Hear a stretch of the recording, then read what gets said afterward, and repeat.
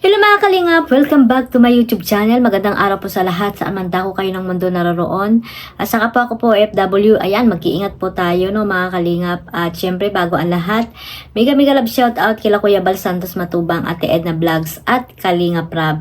So today's vlog po, ayan po about po ito kay Medet na talagang hanggang sa kanyang mga live sa FB page ay talagang sinusundan po siya ng mga basher no mga kalingap. At ito nga po guys no, nakuha ko po ito sa kanyang live no doon sa FB page. Ayan, panoorin po natin yung clip video na nakuha ko po sa kanyang live mga kalingap. Hindi po, tita po ng papa ko sa father side. Kapatid po ng papa ko. Sana po na-gets nyo. Pangit ipin mo, magsalita ka. Nagsasalita na po ako. Cheers. Okay lang po yan. Okay lang na pangit ang ngipin ko. Basta maganda ang aking kaloob. Okay lang po. Sorry po, naglag ang aking phone at tumina po ang internet connection. Okay lang po, napangit ang ngipin ko. Hindi ko yan ikakahiya even before. Kasi mabuti naman po akong tao. So and guys no, grabe no, nasupal pala ni Medet yung yung tag dito. Buzzer niya no mga kalingap. Talaga naman ang mga tao no, lahat talaga titingnan, pupunain para lang makapambas no, makapanakit ng isang tao mga kalingap. At talagang harap-harapan pa no. Or doon nga sa live no sinabi na pati yung ngipin ay napapansin no. Lahat naman ng tao po ay may mga kapintasan. Hindi po perfecto ang isang tao na mga kalingap. No, sana na dapat na kung may nakita man kayong mga kapintasan or nakikita nyo sa isang tao na gusto nyo sabihin, ay dapat hindi nyo na lang po i-comment no, para po wala nang nasaktang mga kalingap angels no. Lahat po sila, lahat ng tao ay may sari-sariling pag-uugali, may sari-sariling kagandahan, 'di ba? Lahat ng tao ay nilikha ng ating Panginoon na hindi perfecto mga kalingap. So sana no, iwasan natin yung mga ganyang mga sinasabi kasi nga ay hindi naman apektado si Medet sa mga ganyan no, dahil sanay na siya. Sanay na rin siya sa mga basher na talagang mga sinasabi ay kung ano-ano na lamang no, kung mga kapintasan niya no mga kalingap. Pero si Medet ay chill lang, chill. Hindi siya apektado sa mga ganyang mga basher no, kasi nga naging matatag na rin siya no, dahil nga nasa social media siya.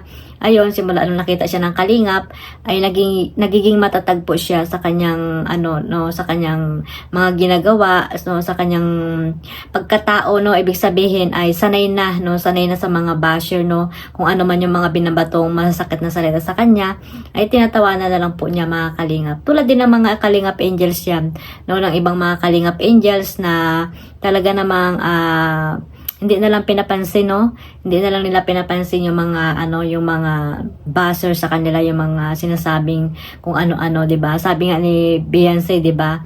Huwag po kayong mambas kasi nakakapanakit po kayo ng tao, 'di ba? No? Buti pa yung mga bata no, yung mga batang mga kalingap angels no, nakakaintindi no, pinagsasabihan kayo kung ano yung mga pinagsasabi niyo diyan.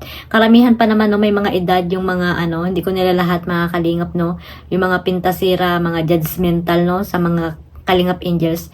Bakit ba hindi na lang natin sila suportahan lahat mga kalingap no? Yung mga kalingap angels, suportahan po natin sila kasi beneficiary po yan ni Kalingap Rab at wala po silang alam. Kahit na sabihan nyo sila ng kung ano-ano, hindi po nila yan alam no mga kalingap. Kayo lang talaga yung gumugulo ng mundo nila. Lalo na yung mga mga love team na binuo ni Kalingap Rab. Grabe kayo ha mga kalingap, masyado kayong seryoso. Sineseryoso nyo masyado ang mga love team na binuo ni Kalingap Rab. Bakit kasi hindi na lang natin sila suportahan no, para tahimik no mga kalingap.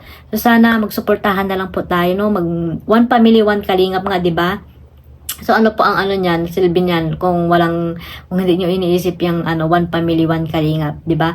Nasa team kalingap po tayo, isa lang po yung team natin. Bakit po tayo mag-away-away? Bakit tayo papanigan natin yung isa?